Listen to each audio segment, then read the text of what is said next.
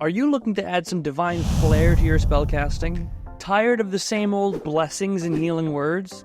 Well, you're in the right place, because today we're diving into the radiant world of homebrew with some divine spells that will surprise even the most chaotic of deities. So grab your holy symbols, don't forget to sit up straight, and why not hit that like button while you're at it as I take you through 5 homebrew spells for D&D 5th edition. First up, we have the dynamic duos of first level spells with Grace of the Moon and Radiance of the Sun. These are effectively sister spells, granting similar benefits but tailored to different damage types, being fire or radiant respectively. Grace of the Moon shields targets from radiant damage as well as empowering their own radiant attacks. This makes it perfect for divine casters like clerics or paladins who frequent spells like Guiding Bolt or Spiritual Guardians. Radiance of the Sun effectively does the same thing only for fire damage. This makes it perfect for other casters like wizards or sorcerers who prefer a more fiery approach to combat. While granting resistance to any damage type doesn't really sound all that exciting, the specific damage types these both apply to are consistent across all levels of play. And beyond the defensive perk of resistance, it also enhances a user's own offensive ability. And this is a fantastic bonus, especially at earlier levels where every point of damage counts. So whether you're basking in the moon's protective glow or harnessing the sun's scorching brilliance, Grace of the Moon and Radiance of the Sun are sure to make your character shine in any combat situation. Moving on to the second spell for today, we have a second level spell with Divine Focus. This spell lets you still your mind, reaching out for guidance from your deity, empowering your next strike with Divine Might. You roll a d12, and based upon what you roll, you gain various different benefits. On a 1, this spell has no effect. On a 2 to 5, your next attack has advantage. On a 6 to 9, the next attack not only has advantage, but also gains a d6 of extra damage on top. But if you roll a 10 or an 11, you get all of those bonuses, plus the creature must make a Constitution saving throw or be blinded until the start of your next turn. Now that's a pretty big range for a single spell, but you're probably asking me, what about if they roll a 12? Well, if they roll a 12, then they get all of those benefits, but that next attack's gonna crit. And yes, this spell definitely just changed the crit chance. Now before you yell at me, allow me to talk about it a little bit, then you can leave your angry comments, okay? This spell is incredibly versatile, and it's perfect for those extra moments where you really need to push to make sure that next attack hits, or deals some extra damage. The randomness of the d12 adds a fun element of chance, making every use of this spell exciting and unpredictable. But the beauty of Divine Focus is its self-balancing nature. It has the same odds of doing nothing as it does being a critical hit, meaning that it's always a gamble when you use it. Plus, it does require a second level spell every single time you use it, making it an incredibly strategic decision as well as a risky gamble. It really brings your chosen deity's influence into the fray, making every decision feel like a little mini divine intervention. So whether you're seeking the favor of Pelor or the wrath of Vecna, Divine Focus is a fantastic addition to your spell list.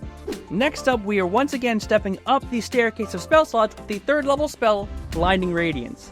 When you cast this spell, radiant energy bursts forth from your form within a 15-foot radius around you, and all creatures must make a wisdom saving throw. Every creature within that radius that failed that save immediately becomes blinded until the end of their next turn.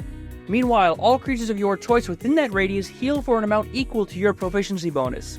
Now, blinding enemies might not necessarily sound super impactful, but trust me, this spell can very easily turn the tide of a combat encounter. Blinded creatures not only suffer disadvantage on their attacks, but any attacks against them also have advantage, meaning that this provides incredible offensive and defensive utility. And while the healing isn't necessarily all that much, the healing can be thought of as really just a bonus, but it can also be used to save multiple allies in one go, seeing as how you can choose any number of creatures within 15 feet. On the offensive side, Blinding Radiance shares some similarities with Spirit Guardians, as both affect creatures within a radius around you. However, while Spirit Guardian slows enemies and deals damage over time, Blinding Radiance immediately gives you that battlefield control by potentially blinding multiple targets at once. On the defensive side of things, it's sort of similar to a Mass Healing Word with a burst of AoE healing to multiple allies, only it has the added offensive bonus of potentially blinding multiple enemies. The dual nature of this spell makes it incredibly versatile, allowing you to adapt to the flow of battle and support your party in a multitude of different ways. Really, the balance of defensive and offensive capabilities makes Blinding Radiance a fantastic choice for any class that likes to get up close and personal with their enemies. Moving on up the staircase of spell slots, we move into the 4th level spell category with the next abjuration spell, Bonded Suffering. You attempt to bind your life essence to another creature within 30 feet of you, and that creature must make a charisma saving throw or become bonded to you. While this bond is active and you remain within 30 feet of the bonded creature, you gain resistance to any damage they deal. Not only that, but the damage they deal to you is also reflected back, dealing damage to them as well. But the spell gets even better because any damage you deal to the bonded creature doesn't harm you, but instead heals you for half the damage you deal. So, if you land a solid hit on that bonded creature, not only do you heal for half the damage you dealt, but they can't return the favor without hurting themselves. Bonded Suffering kind of takes elements from Resistance and Vampiric Touch, but cranks it up a notch with some unique damage-sharing mechanics and concentration. The spell is tailor-made for clerics and paladins who love being in the thick of combat, turning enemies' aggression back onto them. That extra healing factor gives frontline tanks a little bit of an edge, allowing them to endure longer and hit back harder. So if you want to turn your enemy strikes back against them with some retributive justice, then Bonded Suffering is the perfect spell for your spellbook. And finally, we're skipping an entire step, moving into the 6th level spell slots with the last spell for today's list, Clairvoyant Insight. This spell lets you divine a potential future for a target, looking up to 8 hours ahead, and gives you insight into the potential events that might have caused that outcome. If you want to gaze even further, you can upcast the spell to look into the future, maxing out at 1 year. This spell is obviously more story-focused, but imagine knowing the results of a crucial decision before you make that decision. Picture the advantage you and your party might have, the ability to change your course if needed and prepare for what's to come. Clairvoyant Insight offers you that foresight. It might sound a bit unusual, but this spell can be amazing for both roleplayers and tacticians alike, allowing you to see both potential dangers, or conversely, potential opportunities. While this spell is definitely unique in its own right, it shares similarities with spells like Commune or Divination. However, the key difference and the real reason that Clairvoyant Insight is a 6th level spell is that it doesn't just give you a vision of what may happen, it gives you context of why that might happen. This makes it an invaluable high-level spell, offering some amazing strategic benefits. I mean, being able to see an event before it happens and know what events led up to that outcome is incredibly powerful. If I had that power, I wouldn't have gone to college. Waste of money.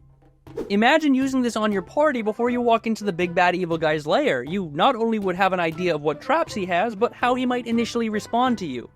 Or if you want to go really meta and just want to invest in some fantasy stock market, Clairvoyant Insight can show you the outcomes of your investments, ensuring you're going to make some cash. Whether you're navigating political intrigue, planning a heist, or simply trying to stay ahead of your enemies, Clairvoyant Insight is really a must-have in your spellbook. Its ability to reveal detailed futures and the paths leading to them can transform the way you play and make you the masters of your own fate.